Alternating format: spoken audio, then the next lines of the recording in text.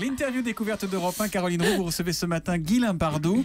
Il est explorateur et plongeur polaire et il rentre d'un long voyage au Groenland. Bonjour Guy Limbardou. Alors, Bonjour vous Caroline. rentrez d'une expédition de près de 2 ans dans le Groenland. Vous viviez à 12, la plupart du temps prisonnier des glaces de la banquise sur un bateau avec votre femme et votre fils de 3 ans. Ça fait 10 jours que vous dormez de nouveau dans un vrai lit à 20 degrés. Vous avez une période d'acclimatation ?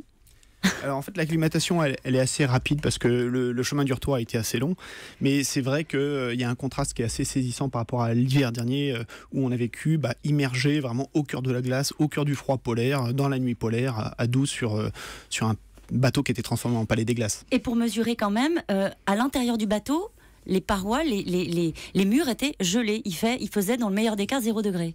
C'est ça, entre janvier et mars, vraiment au cœur de l'hiver, dans la période la plus froide, on avait de la glace un petit peu partout, il faisait 0 dans les cabines, dans la journée quand même ça montait un petit peu plus, 10-15 degrés, pas plus. Alors votre bateau, pour bien comprendre, c'est pas le Phocéa, hein, c'est une goélette de 19 mètres et vous étiez en permanence au minimum 12.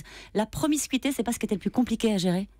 C'était un des défis de l'expédition, c'est un défi qui a été relevé par une équipe formidable et aujourd'hui, évidemment ça nous a rassemblés, ça a tissé des liens extrêmement forts, ça nous a permis de vivre cette expédition de manière remarquable, on a relevé des défis au quotidien dans une super ambiance, c'était pas gagné mais c'est certainement le plus beau challenge qui a été relevé sur l'expédition. Alors justement les défis c'était d'abord ceux de la plongée, plonger dans une eau à moins 1,8 degrés, tout à l'heure Jean-Marc Morandini disait mais non mais à moins 1,8 l'eau elle est gelée. Eh ben non, pas sous la banquise.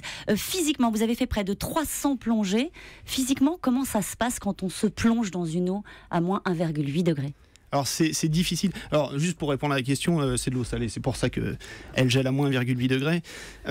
C'est toujours difficile. La plongée polaire, c'est difficile, c'est éprouvant parce que pour une plongée qui va durer 1 heure ou 2 heures, finalement on passe parfois une journée, 5 heures, 6 heures, 8 heures en surface à la préparer, à la ranger derrière. Et en surface, il fait et combien ? C'est difficile. En surface, ça peut descendre avec le vent à moins 45, moins 30 régulièrement au cœur de l'hiver.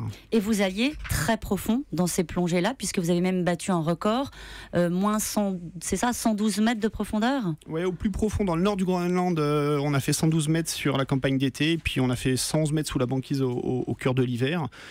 C'était un des objectifs de l'expédition, mais pas le record en soi, mais plutôt d'explorer en fait la couche d'eau entre les plus grandes profondeurs possibles et puis la surface. Alors c'est ça parce qu'il y avait un but quasiment scientifique lors de cette expédition. Qu'est-ce que vous remontez à part des sensations fortes et de très belles images ? C'est des rencontres, c'est des observations du milieu. Alors le milieu qui peut être très très variable, qui peut être un désert par endroit et puis quelques kilomètres plus loin qui peut foisonner de vie. Donc ça a été des premières découvertes et puis des rencontres animales spectaculaires comme on a eu avec le requin du Groenland dans le nord du Groenland. Alors ça c'est un animal qui est rare, qu'on a découvert qu'on a photographié en 1995 pour la première fois et là on a eu la chance de le côtoyer longuement jusqu'à 70 mètres de profondeur. C'était un des temps forts de l'expédition. Alors Guy Limbardou, je rappelle que vous êtes explorateur et c'est une histoire de famille, cette exploration, puisque vous êtes parti avec votre femme et votre fils. Il avait 2 ans lorsque vous êtes parti au Groenland. Est-ce que ça rend les choses plus compliquées ou plus simples d'y aller en famille ? En partant, on se posait des questions. On ne savait pas exactement comment ça allait se passer.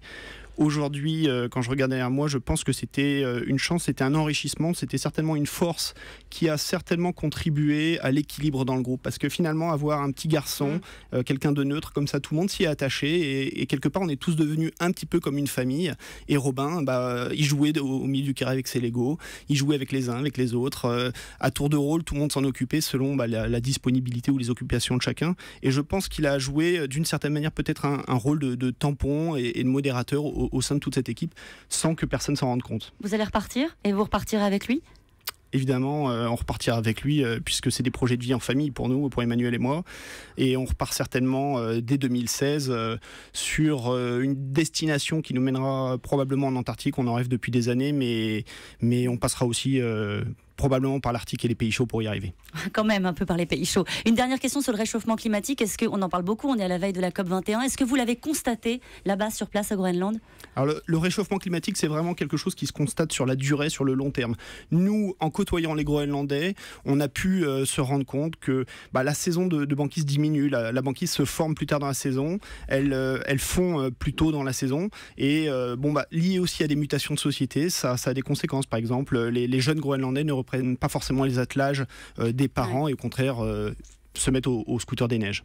Merci. Moi j'ai quand même une petite question, je suis solitaire de Jean-Marc Morandini. Pourquoi à moins 1,8 degré ça gèle pas? Je comprends pas. C'est l'eau salée. Ah, c'est de l'eau de mer. Alors, il fait semblant de savoir. Je l'ai expliqué. Je rêve. Ah, vous l'avez dit? C'est la température de congélation de l'eau de mer avec sa salinité moyenne. C'est 0 degré pour l'eau douce et moins 1,8 pour l'eau de mer. C'est exactement ce que je t'expliquais, Jean-Marc. Oui, c'est ça. Alors il y a quand même un livre, il y a quand même un livre sublime. Oui, justement, l'aventure de Guylain Bardot. Vous pouvez la découvrir dans ce livre Immersion polaire Under the Pole, 21 mois d'exploration du Groenland. Le livre est publié aux éditions Ulmer. Merci beaucoup. Merci.